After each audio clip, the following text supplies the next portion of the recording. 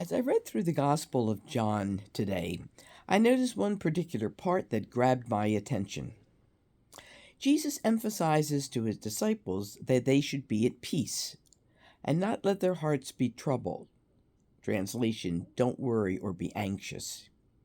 Because he knows that they, and we, will have difficulty with what he is about to remind them of. He says, I'm going away and I will come back to you. How wonderful. Reminds me of when parents drop their young children off at daycare and they leave for work in the morning and they tell them, don't worry, I'll be back. It's such a comforting and nurturing act of compassion. This part of the gospel held my attention because it reminded me of the scientific law of conservation of mass. Now, you may not have studied this recently.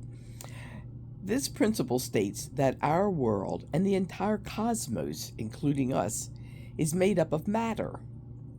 Further, it explains that matter is constantly changing into new forms.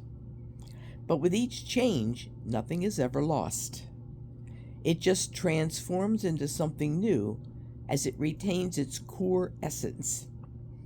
A common example used to explain this principle is water, where it can exist as a liquid, gas, or solid.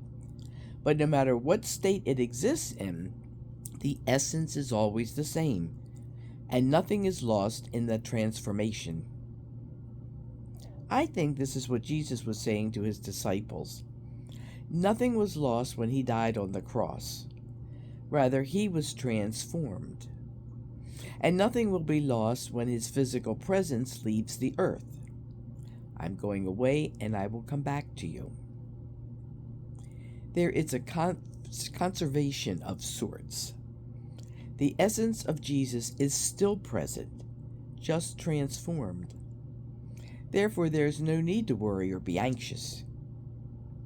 The patterns that exist in the science of our natural world, such as life, death, transformation, seem to be constant reminders of how science and religion can not only coexist, but in fact tell the same story.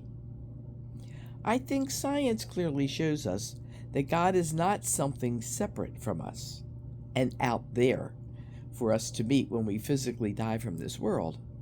But actually, God is in here and everywhere for us to experience now. This is the great rejoicing of the Easter resurrection transformation of Jesus. Amen. Alleluia.